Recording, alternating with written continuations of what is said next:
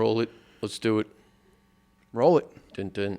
Welcome back to the Firehouse podcast episode. Oh, it's my turn? Oh, episode 57. There you go, Kev. 57. We are here at Colca Studios, so if you need a firehouse built, give them a call. We also got Ryan Mackey on the sticks, so be sure to give him a follow at Max_visuals. That's Macks. Go to volleyhousepodcast.com or DM us to ask us questions and send us stories or videos you'd like us to review. And also give us a follow on all social media platforms at Volleyhouse Podcast and subscribe to our channels on YouTube and Spotify. And it's been, 2 weeks we've been out of the studio. We had 2 weeks out of the studio. 2 pre-recorded episodes to make up for the past 2 weeks. So Kevin's been busy. Yeah, and we got a lot to talk about today. So we're going to put this episode out tonight. So it's almost like... Oh, we're doing it right away? Oh, yeah. It's almost like it's live, really? baby. Oh, wow. It's not live because you're recording it. Yeah, no shit, Kevin. I'm just saying that it's basically because we usually put it out the next day. But I got you. Tonight it will be out. So if you're listening to this...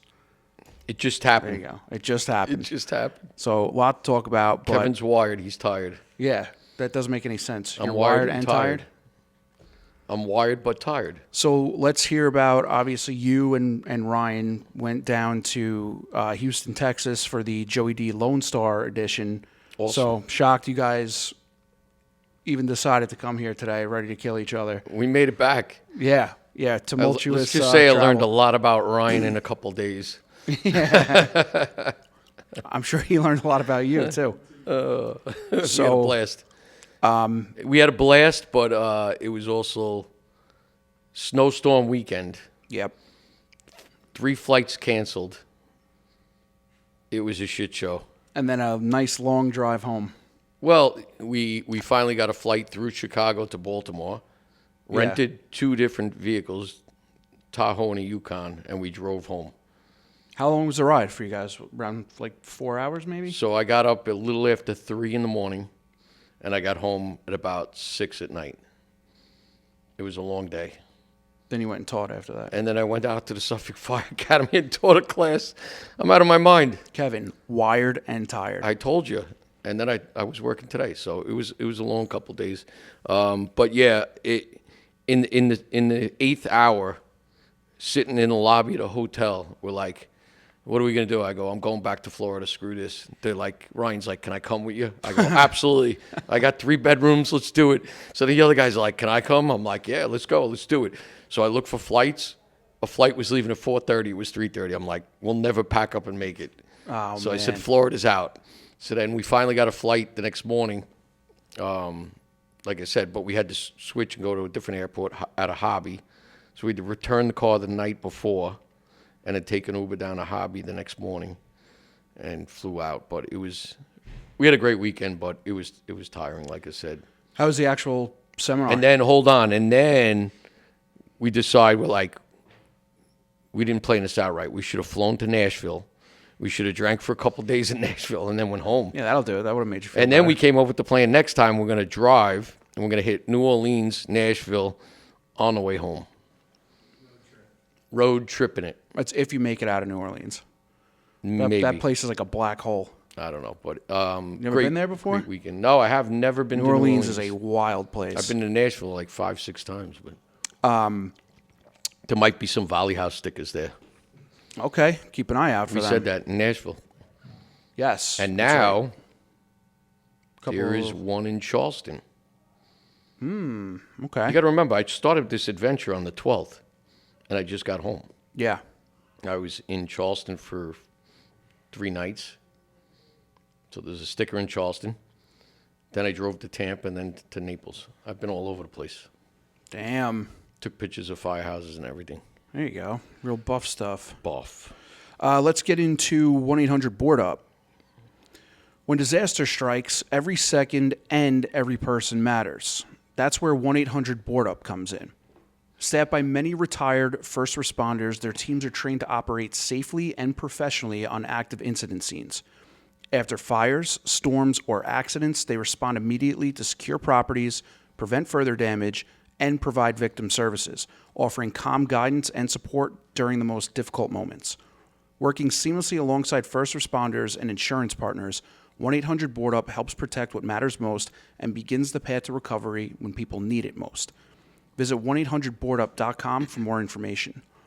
And those guys, 1-800-BOARD-UP, they've been very involved with some fire departments out there, whether it's seminars or just certain activities that they've been doing, and they've been all over social media with it. So kudos to them. They came out to the Joey D in November.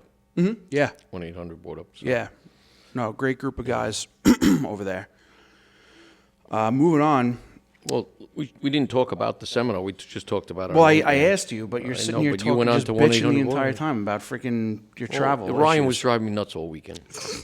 I guarantee it was the opposite. No, it was good. Yeah. We ate a lot of barbecue. We found some good barbecue places. Nice. We some new ones. That's big. But anyway, yeah, the Joey D Texas, great success. We used the Woodlands Fire Academy. It's just north of Houston. And we were also in South Montgomery for the first time. Those guys were bang up, unbelievable. I mean, both of them. Don't get me wrong. The Chief Hansen over in the Woodlands was amazing. You know, everything those guys did for us, and the college over there. And then South Montgomery, like they had the command post set up and everything. It was wild. But they have a nice setup up there in South Montgomery. So. Really, really cool. These are paid departments down there. There are some volleys. There were some volleys involved too, but a lot of paid organizations and departments involved. But we had some heavy hitters, and we gave out 2 plaques this year. One to Captain Mike Dugan, who was a former volley on Long Island, New York City Fire Department captain of 123 truck. He's kind of going to be starting to take a back seat and kind of retire from teaching and stuff. So we wanted to thank him for his time and his service, both to the fire department and to the Joey D Foundation. He's done a lot for us over the years, and so we gave him a plaque. And also Dave Gallagher. Dave was a lieutenant out in Huber Heights, Ohio, many years ago. But Dave, since the beginning, we met him. He's been very involved in teaching FDIC and everywhere else. Along with Mike, and he's going to step back and just basically retire now from teaching. So we honored those two great men for stepping up and helping out the foundation over the years, and they're very solid guys. But we had some assortment instructors we brought in. I mean, we had Mo Davis from Houston, and Mike Champo came down, and Ray McCormick, and Mike Champa was doing his trucks class. He gave a little lecture. It was great, and Ray was there, and Mo's awesome, and Chief Phillips from Houston, who's now in Klein Fire Department. Really, really solid dudes. Doing a good job. Larry D. Camillo from Houston, and he was also chief over in Stafford. But we had some phenomenal classes going on. Mike O'Hare, John Cagno from Providence. Deputy Chief, he came down, Tony Tricarico. So some awesome classes that we had down there, and they just loved it. They were just soaking it all up. So, and I say it all the time, I had some fans, Ryan, I had some fans, right, watching the Volly House podcast, and they were breaking my chops all the time. They're like, do you know Kevin? Kevin's got a podcast. Kevin's got a podcast. Yeah, I saw it. Was it Aaron Heller posted that? Aaron Heller, another heavy hitter down there. He was story, awesome. Yeah. But a lot of these guys, I can't remember everybody, but I thank all these guys from the bottom of my heart, all they do for us. But I'm sure you raised some great money for the foundation and our grant program, giving money right back to firefighters. So, but it was great. But yeah, it was Colby. Oh, that's right. I did write his name down. I said I would shout him out, right? I did say that. Hold on. Catch, Rye. Colby from Houston, right? He was a volley, got on Houston Fire Department. He's like, I love your podcast. And so Colby, you're watching. There's your shout out. Love that. But he took my forcible entry class. I was teaching with Richie Stack, another guy from Chicago, heavy hitter, awesome dude. He is funny, right? Did he make you laugh? Yeah, That's what I love about the Joey D Foundation is, like, even the one here on Long Island, you're not just getting really good, solid firemen that are also really good, solid instructors, but they're solid people. Yep. And it's not like, you don't have to worry about going and taking a class there, and it's going to be like dragged on class. Like these guys No. are very entertaining, and the other cool part of it is you have people from FDNY, you have people from Chicago, you have people from Houston, like all different areas. Florida, Ohio. Yeah, We have and guys from all over. just Sometimes see we get a that- couple guys from California come out. Like, we have instructors from all over, and they're all donating their time. And I say it all the time. I can't thank them enough for taking time out of their busy lives and schedules. I mean, some of these guys get paid a lot of money to go and talk and speak. Oh, John Solka, he was one of the speakers we had. So I mean, these are big names in the fire service. Absolutely. And it's not even that; it's the camaraderie. I mean, like I told Ryan, and Ryan's a younger firefighter, but he was around these guys and girls that they just love the fire department and they love to train, they love to do, like they just love it, And when you get so reinvigorated and hearing about how they operate or their problems and what they do, you got to get out to these conferences. Yeah. I mean, it opened Ryan's eyes up. He was just like, "This is awesome!" Like, yeah, I mean, like really you cool. said, it's the camaraderie part of it. Like I tried to explain it when we went to the seminar here on Long Island, that it's like going there with a bunch of your friends, even though you might not know these guys personally. It's like going there with a bunch of your friends and having a blast while also learning all sorts of shit. But these about weren't guys firefighting. like disappearing and going to bars all day and drinking or anything. These were everybody who's ingrained into the training, right? You go to some conferences and people go because they want to go hang out in an area, let's say Nashville or Baltimore or something like that. And there's nothing wrong with any of those, Indianapolis. But these people are all going to learn. And I said it when I made my welcome in the beginning. And I said, you're like the top 1 to 2% of the fire service that goes out of their way to get more training outside their department. Like very few departments go outside their department to conferences and train. And you should. You meet so many people. And even back at, at the hotel, you sit around the bar for a couple hours, you talk to people. Like we had 6 or 8 North Belmore guys down there. Actually, they're flying home tonight. They couldn't get a flight out till tonight. But North Belmore from Long Island went all the way down to Joey D, Texas.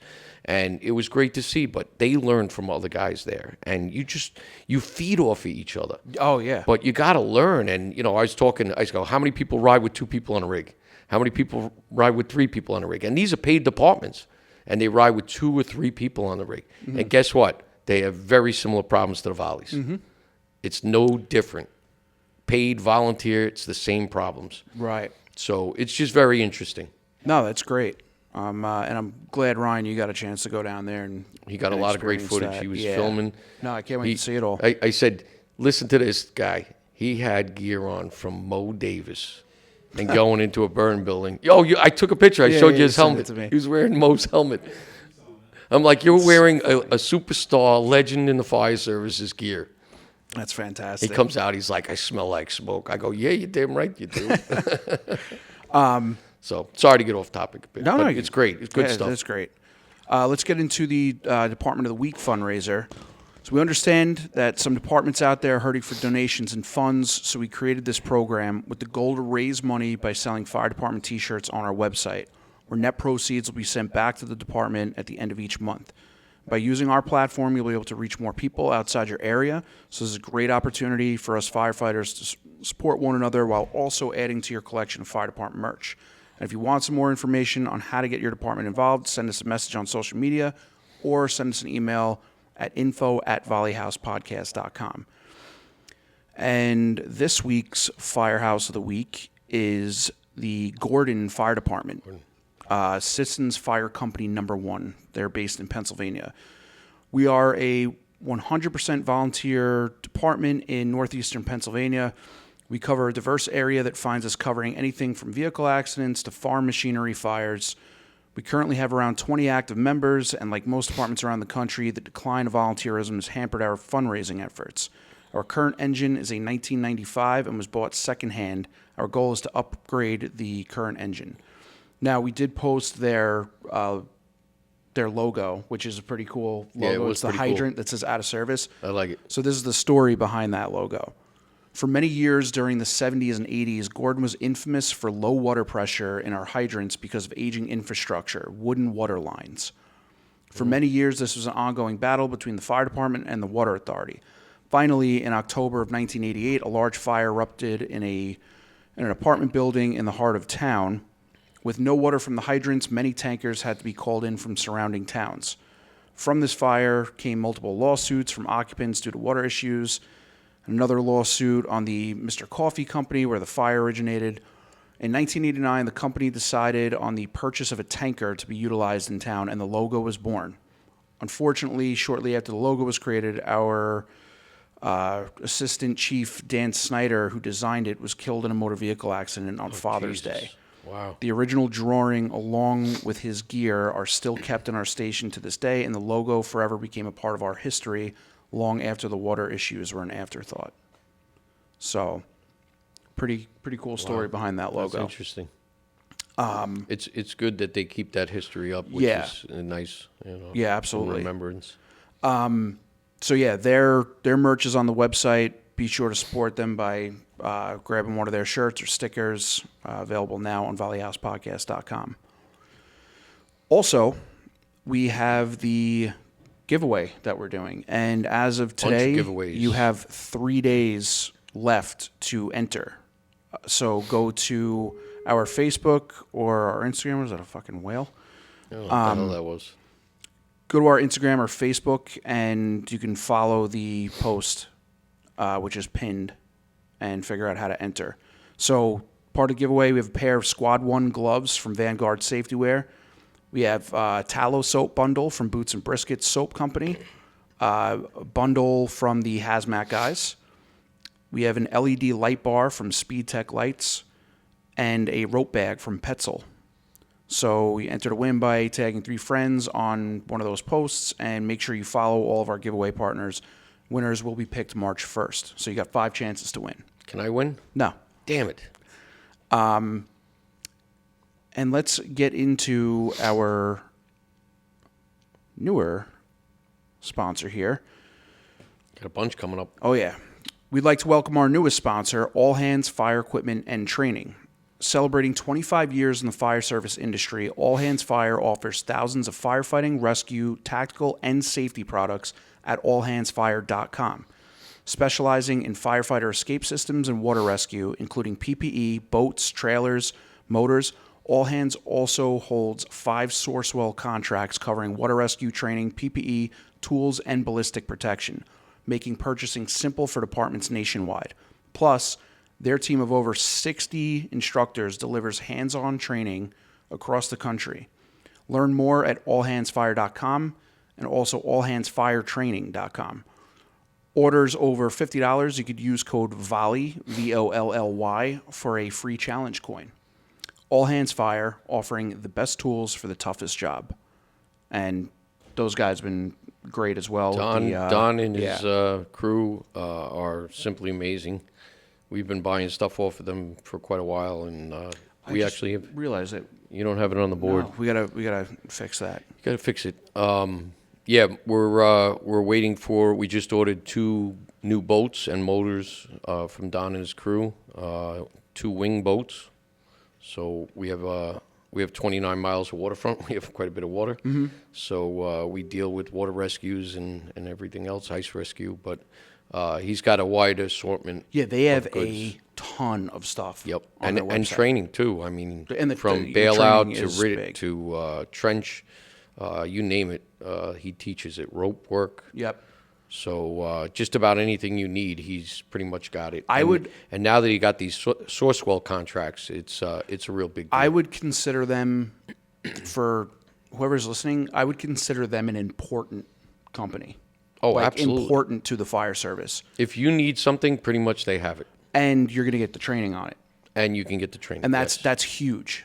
So yeah, I mean, if you just go on their website, allhandsfire.com, and you'll see all the stuff they have on there, and it's, I mean, everything. So and let them know you heard it right here at the Volly House. Yeah, you know, absolutely. And like that last part there wasn't even part of the read. It's just but they're let them know. legitimately I mean, a good company. They are a very good company. And I'm honored to have them on. Yep.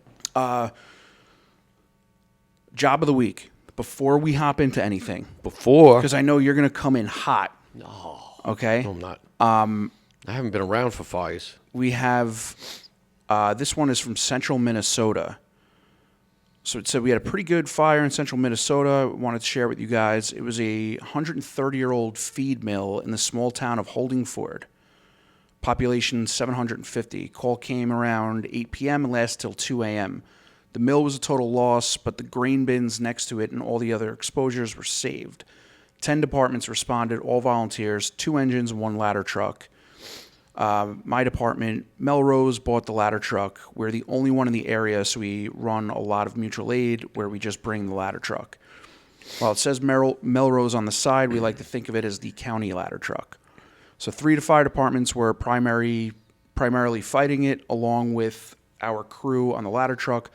All 10 departments had 2 water tenders to haul water to the scene. 6 departments were only called to haul water to the scene.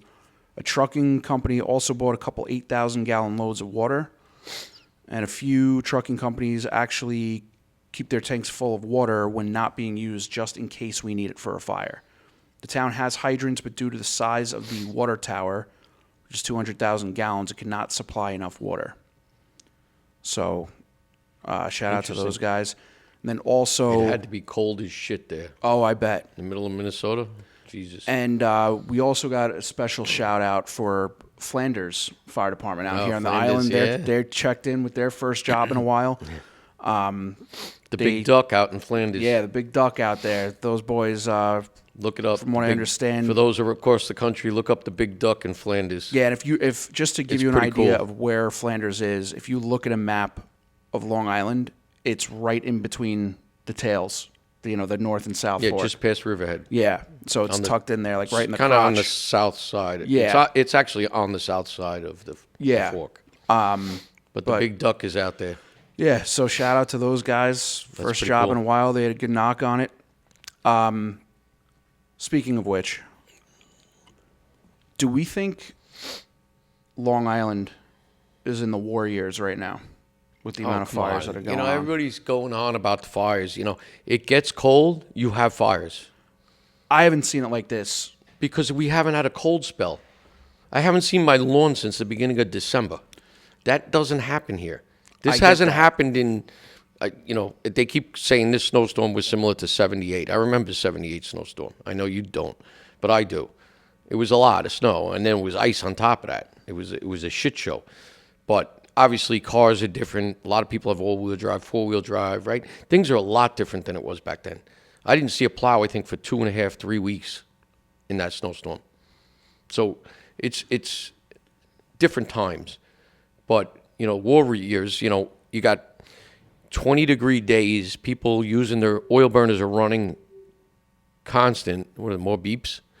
Then you got people with space heaters and everything else. People with pipes, they're trying to thaw out the pipes, lighting their houses on fire. Like, there's a lot of shit going on. Yeah, I'm trying to... I was trying to get those numbers today. I didn't have enough time. So, for January and February, in Nassau County alone, there has been 64 house fires. Yeah. I'm sorry, 65 house fires. And there's going to be more. And I believe Suffolk County wasn't too far. Suffolk County, I think there was 23, and I think there's more than that. There's been more since I got those stats. There's been a lot of fires. fires. There's 2 in Nassau County today. Yeah. Right before I left, I went to the fire out in Miller Place, and it came in as an automatic alarm. And I talk about this a lot. You have to put your gear on, right? Automatic alarms, you should put your gear on every time you get on the rig, right? I can't stress it enough. And chief pulled up, and automatic alarm, daytime response, what do you think's going to happen? Automatic alarm, it's not a big deal. Chief pulls up, there's smoke coming out of the eaves. Turned out to be a house fire. House fire. Gotcha. 2-story residential. So I went out there as a coordinator. And what's interesting about it, the chief that was in charge, I'm in Florida, and we're sitting around the pool bar over there, and we're talking. And this guy comes over, and he's like, Kevin, this guy, Carl Italiano, he was a captain in the engine company up the street from where I worked in the city. And his son was running that fire in Miller Place. Oh, no shit. And I said, I saw your son the other day. But small world, you just run into people. And I hadn't seen him in a while. But, you know, it was just very interesting. But, you know, automatic alarms, you got to wear your gear, you got to get dressed, you got to be ready for fire. You get on the rig, expect to show up, and there's a working fire every single time. Right. And this was just that. You know, the chief pulls up, he's like, I got smoke, transmit, working fire. And then mutual aids and everything else, snow, you know, you're dealing with all the crap that's out there. So you got to be prepared. But there's been a lot of fires. It's been cold. And now we're dealing with snow. And one thing that truly worries me right now is with all the snow on rooftops is the possibility of a collapse. Right. It's serious. And, you know, you look it up in like Providence right now, they got 39.9 inches. I think I saw yesterday or today, they said Long Island right now has had 59 something inches of snow this year so far. 59 inches total. Right. Somewhere in that range.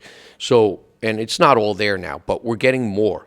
We got 3 inches today, I think, and they're talking about maybe another foot next week. And if it starts to rain, which it did the other day a little bit, that snow gets extremely heavy and it's sitting on rooftops. So there's the possibility of collapse. And now if you even have a fire or even an attic fire, what do you think is going to happen if the structural members start burning? The risk of collapse can happen even earlier. So For sure. you know, it may or may not happen, but it's something you got to think about in the back of your head. So be prepared for the worst case scenario. But we're probably going to see more fires. Snow blowing and drifting gets up against the vents. Yep. Which, you know, I read today, college kid died of carbon monoxide poisoning in his car charging his phone because of the snow buildup around the exhaust and it got into the car. Yeah. And we're seeing this even in homes now.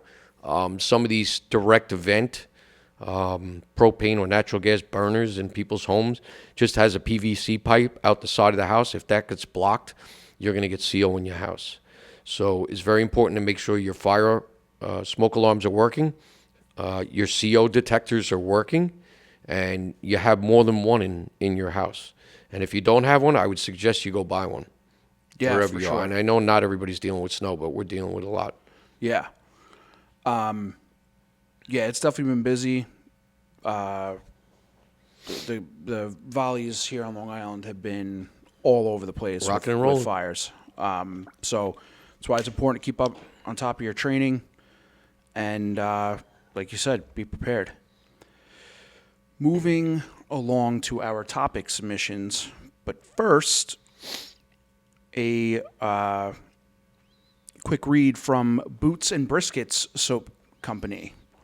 So this episode is proudly sponsored by Boots and Briskets Soap Company, a veteran-owned American small business that understands the importance of starting with the basics to keep your family healthy. Their tallow soaps are crafted with a short, honest ingredient list. No lengthy chemical names, no dyes, no nonsense, just traditional soap that respects your skin and your values. You'd stock up for your home at bnbsoapco.com and use code VOLLY10 for 10% off. Volley so, 10, okay. Talking about the VOLLY. VOLLY 10. 10 for 10% off. So, especially Is it good to take the smoke out of your skin and everything else? We got to try this stuff out, really. I mean, I know I you've try been to- using it. I know. and I'll tell But you, Ryan and I were like talking about how long smoke stays in your hair and your skin, and you really need to get that stuff off of you.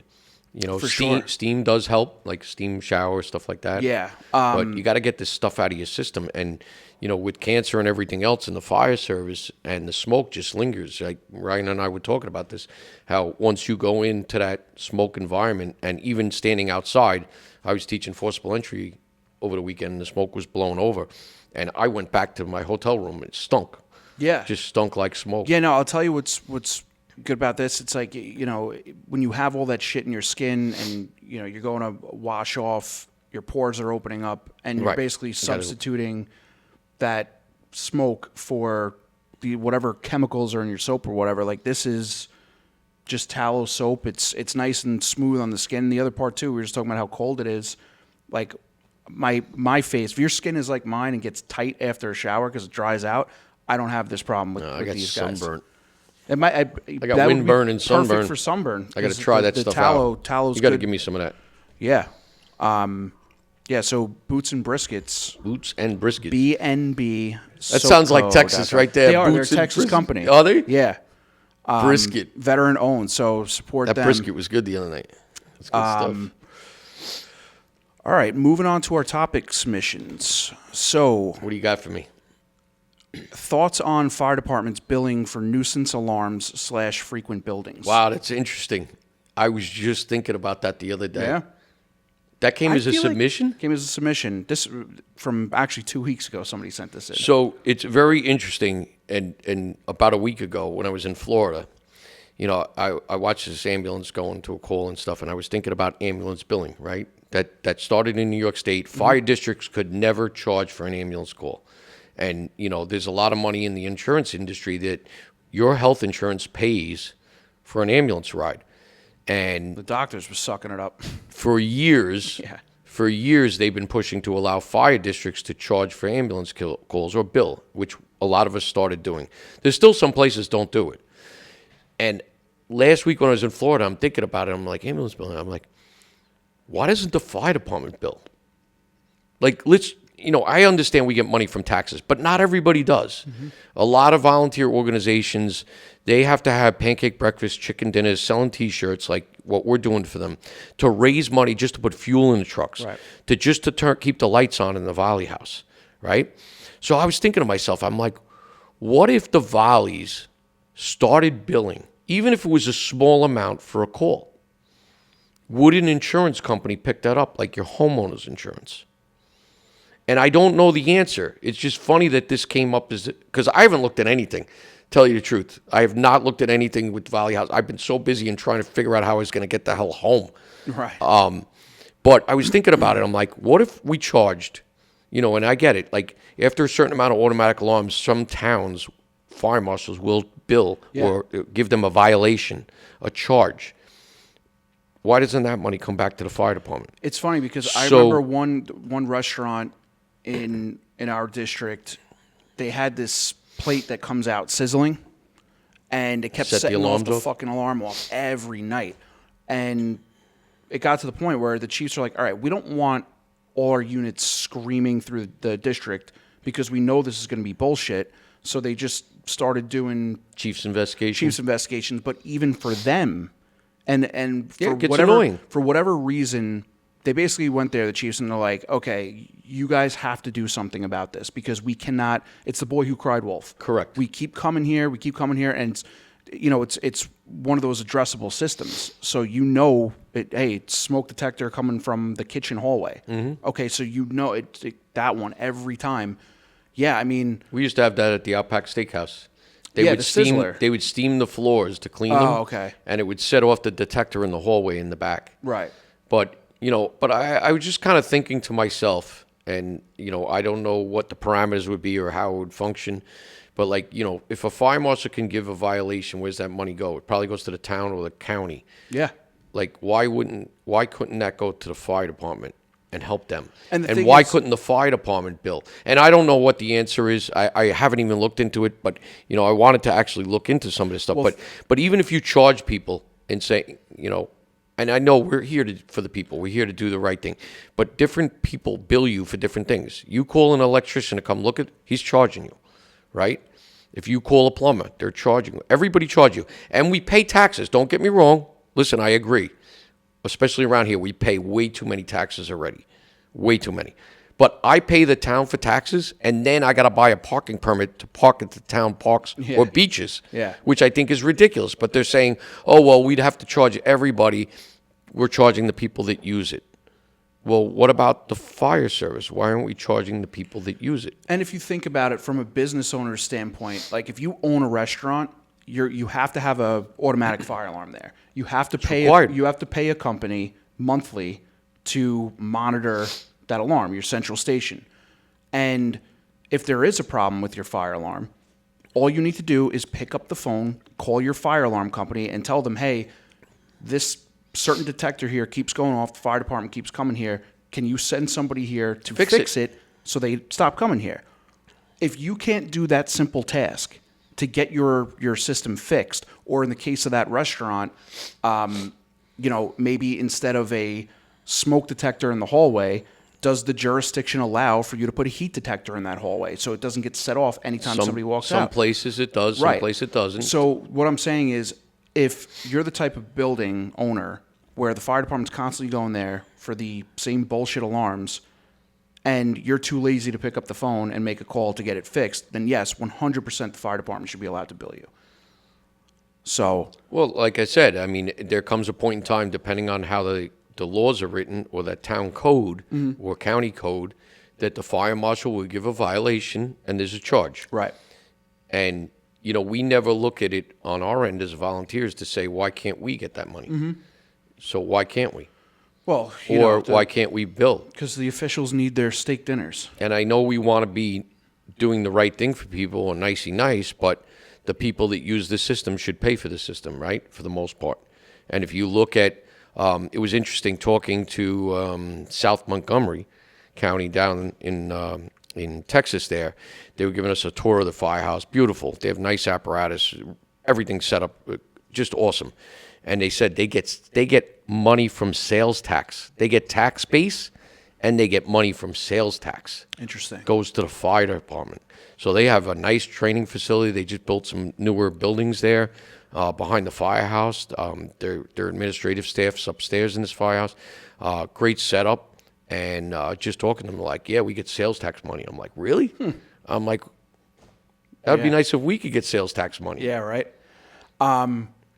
It's just a thought. So, you know, wherever you are in the country of the world, we know people listen around the world. Maybe that's an option to you. You can bill. Maybe you can get sales tax or whatever. But Look it's into just it. interesting. The next one is size up when responding to mutual aid alarms. So there's a background to this. Certain department, they do a lot of mutual aid runs, and seems to be some sort of issue where the company that they're responding to, when somebody gets on scene, they're not really hearing any type of size up. So one thing Are they listening to their radio, or are they on a different radio frequency? So that was one thing I was thinking, another problem. If they're on a different frequency. But I know here, like the dispatchers are pretty good with, if you are heading somewhere and you're on a different frequency than that other fire department, the dispatcher is pretty good with getting on and saying, hey, this is what you got, this is the rundown, blah, blah, blah. So I would say, you know, when it comes to that, do you have that department's radio frequency programmed into your radios that at least the officer or somebody in the back can click into and listen? Or a scanner that you can listen to, but something.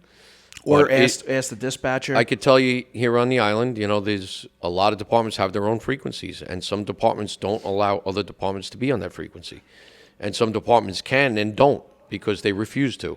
And, you know, I've said this many times, when we go to these alarms, we should all be listening to the same frequency. If somebody says the building's collapsing, I don't need it to be relayed through 3 people to get to me. Right, It should be automatic. I should be able to hear, you know, mayday, mayday, mayday, imminent collapse, a firefighter down, whatever the deal is. I want to know that immediately. I shouldn't have to be radioed and be told something's going on. Or, you know, like anything else, as the message starts going through different people, it changes. Yes. It may not be the same message. It's like the game when we were kids, we played Telephone. telephone, right? You know, you give a message, you read it, and you pass it on. And people forget things or parts of it, and the message may change by the end. So we need to get better at switching over frequencies, common terminology, which seems to be still a problem, and being able to talk to each other and listen to what's going on around us. And I always try to, you know, switch over. I try to monitor a lot. Even if I'm at home sitting at my desk, I have the scanner on. I'm kind of buffing out. But I like to hear what other people are saying. And I still don't have everybody's frequency. Right, yeah. But you need to know what's going on. If even your own department doesn't give good size-ups, you need to practice and get better at it. I'm a big believer in, you know, you giving that size up and updates, you are painting a picture for everybody else that's responding. So when you identify and say, you know, I'm on scene, I got a 20 by 40 peaked roof private dwelling, 2-story, you know, you're giving a lot of information. I got smoke or fire out the second floor windows, first floor windows, whatever. But you see what you say. You paint a good picture so everybody responding in knows what's going on. Right. Yeah, and like we said before, too, like if you don't hear something, you can radio to your dispatcher and ask them if they have a size up for you as well, just in case. Could be a chance that shit's hitting the fan on the scene. Maybe somebody who's in command, maybe they're not at a level where they can cool themselves down and really give a proper size up. So all things to think about. But we should get better. And, Yeah. like I said, if the frequencies aren't in your radio, maybe you should get a scanner. Yeah. And you should keep it on your rig or a handheld. Listen to what's going on. So this kind of goes into the next topic, which is how to rebuild a bridge with neighboring departments that have been burned. And Meaning like we don't like you, we're not calling you kind of thing, I guess? yeah. I'm assuming. yeah. Or you screwed up and you got to make it better. Yeah. There's a lot of ways to do that. I don't even think I could bring them all up in one shot. I would say don't wait. No, you should never wait. But, sometimes even if you try to wait, even if you try to go right away, it may not work either. So sometimes it's better off reaching out to somebody else. Like if you're having a problem with a particular person, particular chief, reach out to a different chief or a different captain or officer, kind of build a bond, maybe invite them to trainings or train together. But, it takes time to build trust and reliability. And, if you're a department where they call you all the time and then, you never turn out, guess what? They're going to stop calling you because they can't rely on you. So you have to have a reliability factor and you have to provide them with what they need. And we're seeing a lot of that on the island. We're banging out 4 or 5 departments, and sometimes, departments can't get out, and now they got to call somebody else. Well, now you're delaying even longer reflex time to get those people on scene. So, I've always said, I say this to my guys all the time, if they call us, we have to turn out. And not only turn out, we have to turn out with a quality crew. Yes. So, training is important. Keeping your members at the top level you can training-wise so they can operate for your neighbors. You got to be able to do it.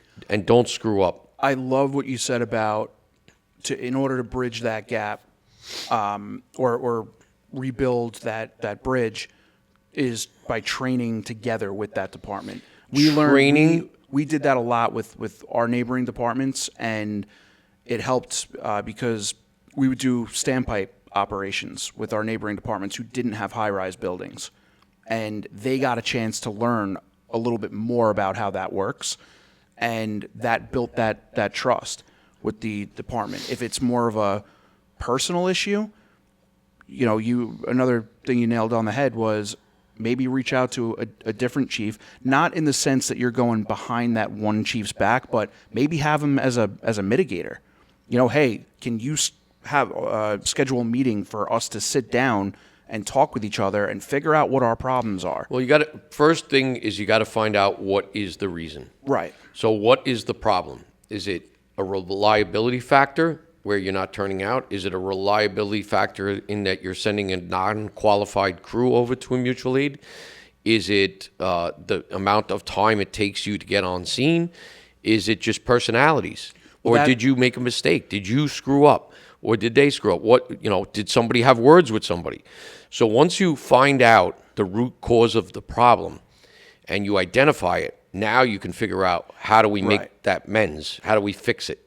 The big problem is when you have, like you said, 2 personalities. Like I've seen that before where it's like that fire is right outside of our district. Why are we not going to that? Why didn't they call us? They're pulling another fire department through our district to get there.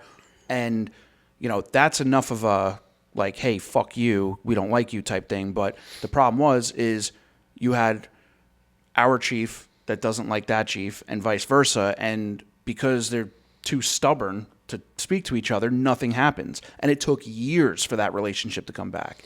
Well, the thing with here on Long Island is we're surrounded by usually a lot of departments, not Yes, just right. one.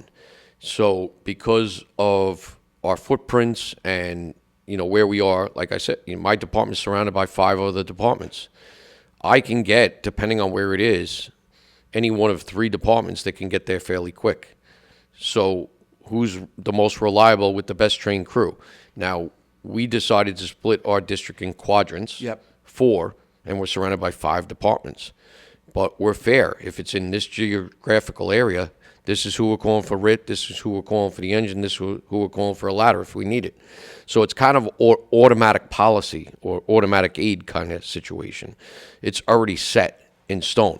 But now, let's just say my neighboring department that does the ladder, and they only have one and it's out of service, guess what? We're now not calling them because we need a ladder or whatever the situation is. So that's important. The other thing, too, is like who's in service, out of service.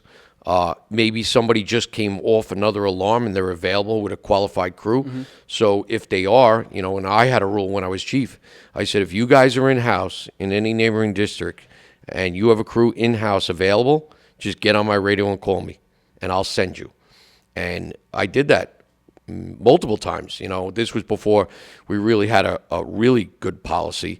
But Center Reach, for example, Chief McDermott, over there, he was a captain of the company again, and we had a working fire. It sounded like a working fire, and they got on the radio and they say, "We have a full crew for our ladder. You want us to start out?" I'm like, "Start out right now!" And I called my dispatch, mutual aid them, bring them over. They're available. They got a full crew. Like even when I'm in house doing duty crews with my guys, I mean, I can be 3 districts over just as fast as I can get to my headquarters, and it would almost be better if people knew we were in house all that time, because they could turn around and say, well, those guys, it's going to take them 5-6 minutes to get on the road. These guys can be on the road right now. So there's a lot of factors involved. But I had a mutual aid department. I called them for RIT, and they showed up with a 72-year-old man, a guy with 3 years on and 4 probies. And they're like, oh, you're RIT. And I looked at them. I go, no, you're not. Stand over there. Get me somebody else for RIT. Yeah. We cannot be doing this. And part of the problem is we don't know what our surrounding departments do for training. We don't know what their SOPs or policies are. And we should really kind of get together and decide this is the policy and we should all follow the same policy.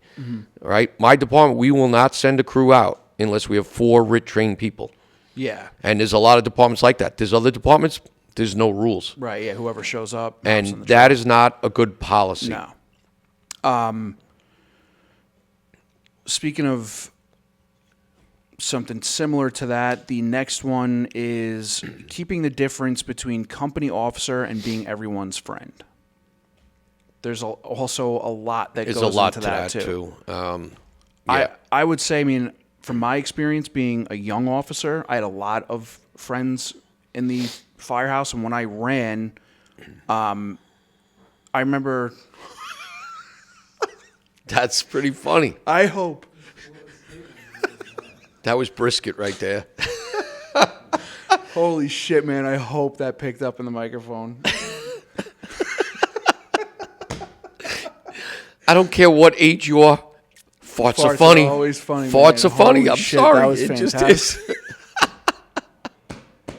That was not me. Woo, thank you, Ryan. That was great. That was fantastic. Everybody knows that was Ryan. Woo. Yeah. Fart in front of your friends. No. No, I would say. Listen, like, I screwed that up too when I was younger. But I was too. saying when I was younger, I remember, you say you want to be an officer, and you're gonna have people that are like, oh, like he wants to be a fucking officer, blah blah blah. And what I did first was I talked to my guys that I was friendly with and said, hey, like, I think I'm gonna run. What do you guys think? I got their opinion first, and then we started talking about certain things that, like, oh, well, we could do this, and maybe I can do that.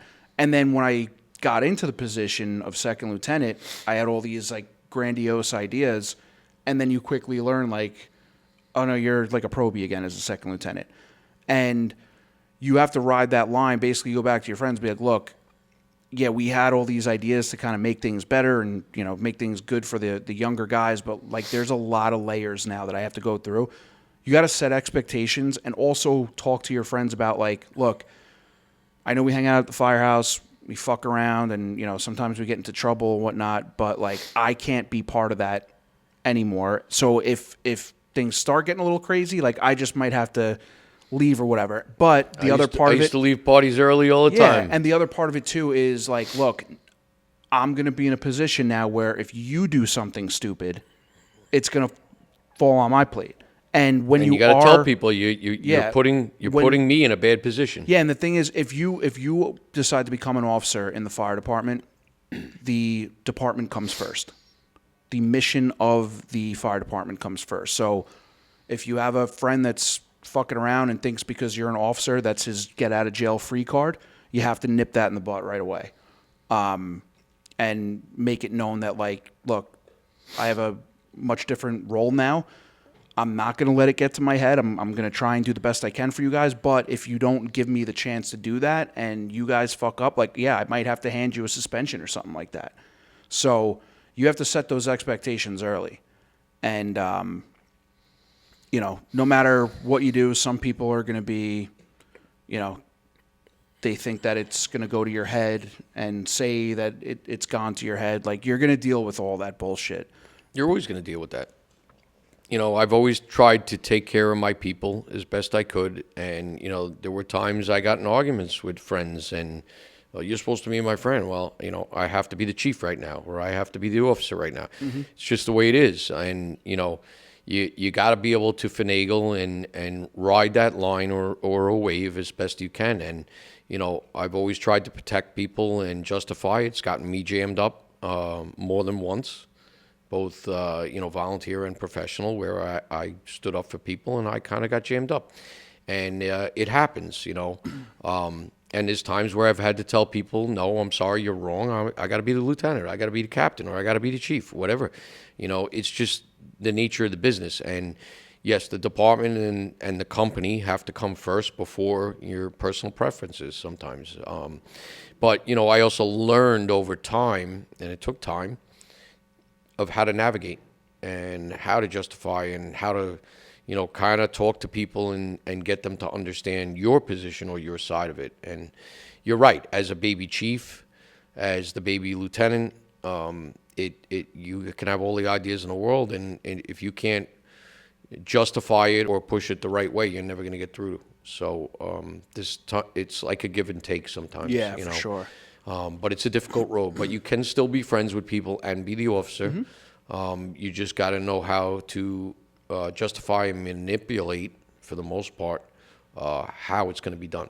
And sometimes, we can take different paths and still get to the same mission or to the same end. And it just takes a little navigating. But you can make it happen very easily.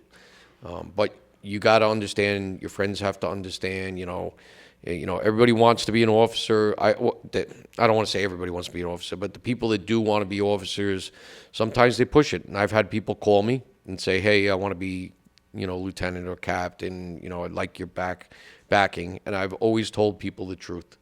And I've told some people, I'm sorry, I don't think you're ready. Mm-hmm. I've told people that, I think you should wait.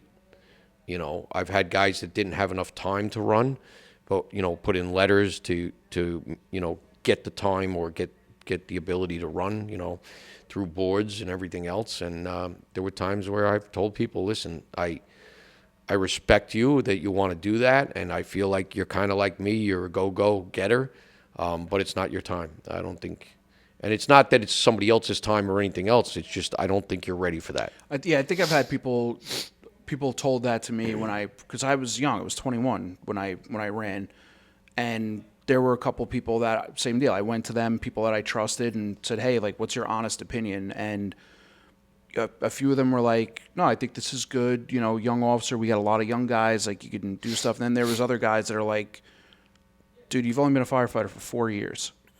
Like, do you truly feel like you have what it takes to be a leader?" And either way, I went for it, but I still, as I progressed in the ranks, I would always go back to those guys, the guys that told me that they didn't think I was ready, or the guys that told me, yeah, go for it, I would still go back to them and ask them for their opinion. Hey, how am I doing? What can I do better? You know, give me some advice. And that goes a long way. Like if you just get into the position and you're just like, I got the badge on my chest and, you know, you're going to walk around, you're an asshole.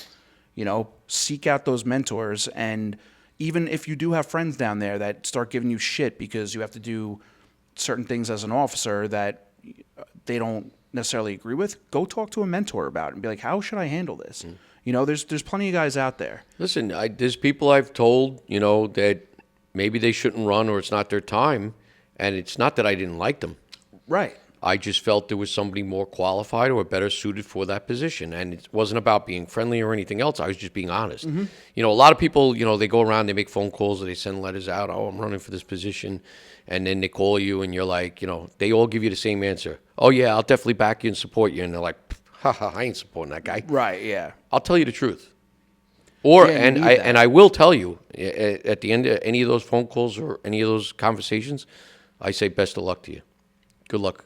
Yeah. Because if you win, I don't want you to be mad at me that I didn't vote for you. Right, and you also don't want them to fail. And I will tell them if you need any help or assistance, I'd be glad to help you in that position. I always wanted to try to help people and mentor people down the line. Yeah, absolutely.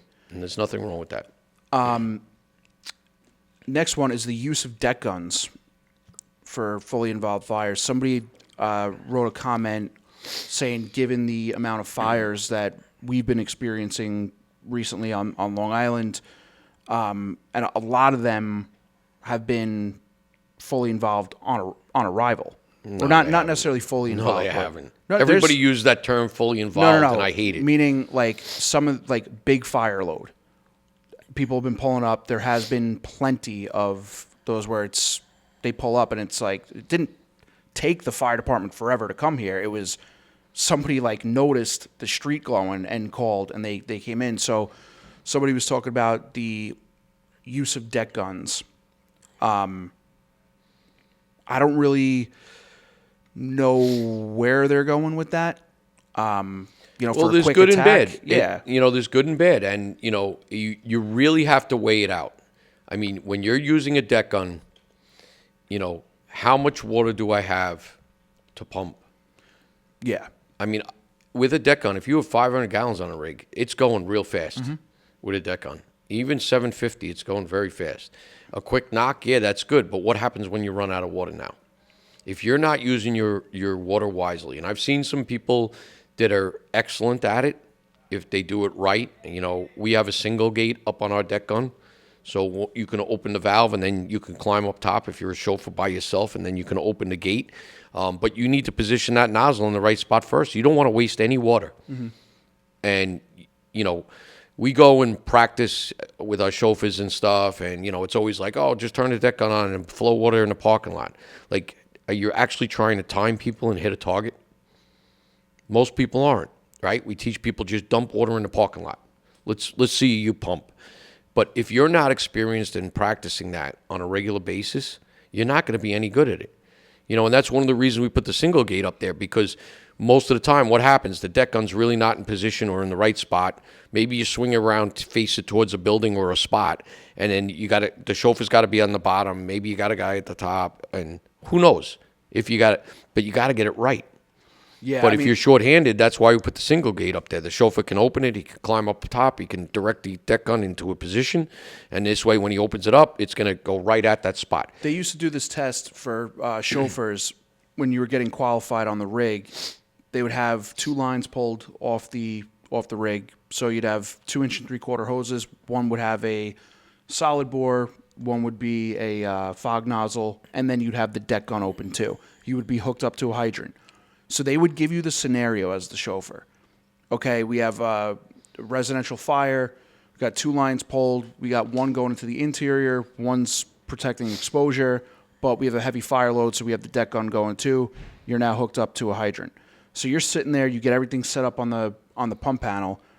And then somebody kills the hydrant on you.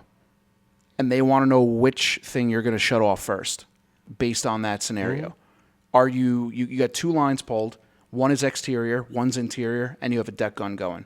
which one is priority. Well, if you have an interior line going in, you shouldn't have a deck gun going. Period. I get that. But this is the thing. If you're going to practice something, be practical about what is being done. This is not practice. This is a test for chauffeurs when it's like, hey, you're under a lot of pressure. No one's telling you they're shutting the hydrant Unless down. you have the deck gun on an adjoining. But, I don't know. I think sometimes we're not training in the ways that we really need to be training.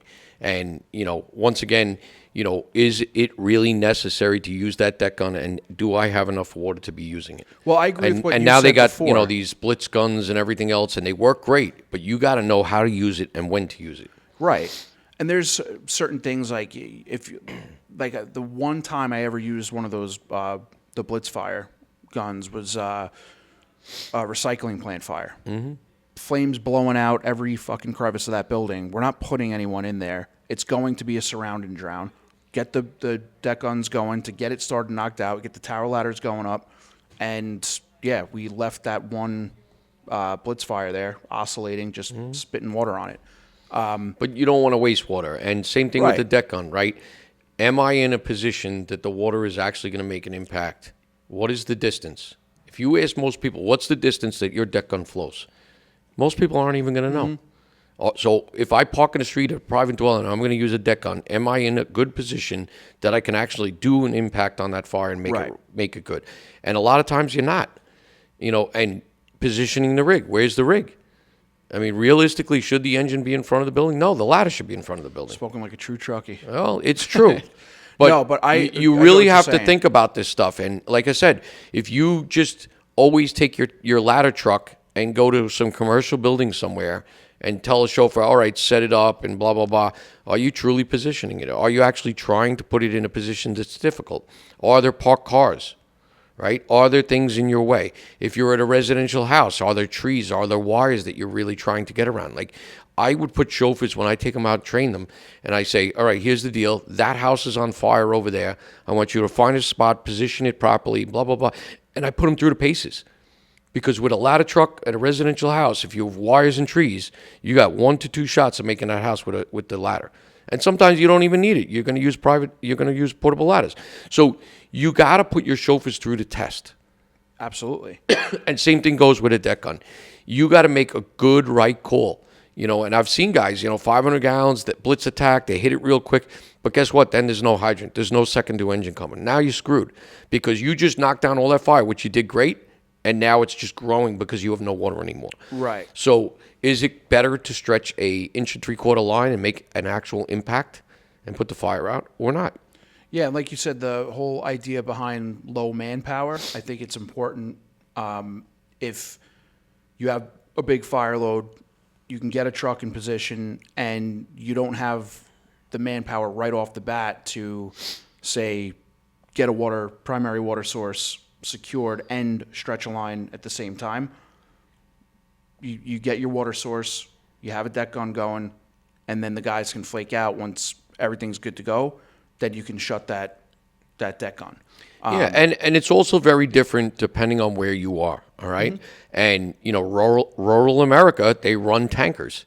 Sometimes the engine has 1,000, 1,500 gallons on it. That's their engine. Yeah. Not like Long Island where, my department, we have hydrants every 800-900 feet now, right? We don't have to worry about shuttles and tankers and rural water supply or anything like that, where other places do. Like even in Texas down there, South Montgomery, that company there, the engine company, also has a tanker that runs with them. So if they pull up with that tanker and that engine, they have more than enough water to put out most residential house fires. Different story. Now you have a department on Long Island or in Nassau County that runs 500 gallons a pop. Guess what? You're not going to have enough water. Right. Or it's going to be a quick blitz and then you're worried about getting a hydrant. So it really depends on your department and where you are. It depends if you're running mutual aid and doing this stuff. It depends on so many factors. But you got to put your chauffeurs to the test. And then not only your chauffeurs, your manpower. Because we could pull up and I could be the chauffeur and I know everything about that duck gun and that rig and I can do anything I want. But now I say, hey, hey kid, get up there, run the deck gun. That kid maybe never did it before. You never put him to the test. Right. Does he know to make sure that he's positioning the deck gun in the right position? You know, how many times I could show you videos all over, towel ladders. We're going to supply the towel ladder, and the guy's got the deck gun pointed straight down. It blows a hole right through the front lawn or a parking lot somewhere because they weren't paying attention. They didn't put the towel ladder into position first, right? We have to be practicing this stuff. It's always going to come back to our training and education. I'll say it 1,000 times. You got to prepare your people. And most likely, what are you going to do? It's a cold night. Send the probie up on the towel ladder. You think the probie is really well trained to be handling that towel ladder? Right. So training and education. It's always going to come back to it. Practice, try things out, do things, put people to the test, and challenge them. You know, and I said this all weekend with forcible entry. Guys came up to the door. They're like, you know, oh, I want to try my bar and this and that. That's great. You use that all the time. What happens when that tool's not there? What if you lost that tool? What if you're running mutual aid, you go around the rear, and the guy has a different type of Halligan than you do? Challenge yourself. Make yourself uncomfortable. You learn when you're uncomfortable. Absolutely. I think that's about a wrap. Wraps it up. Yeah, we had 2 more topics, but we'll hit them. Next We got a week. lot to talk about. I could talk all day about just that, deck guns and towel ladders. Every topic you talk all day about. There's just so much information, and it is going to be very different depending on location, your department, what your equipment is. There's so many factors, but I'm telling you, there's 1,000 videos out there. Try stuff, right? The more you try, the more you do, the better you're going to get at it. And if you're just squirting water into a sump somewhere or a backyard of a firehouse every single time, guess what? Ain't going to work. And don't soak the softball field. That guy got in trouble, right? Or the baseball field, whatever it was. But put people to the test. Yep. All right. That wraps up Episode 57. 57.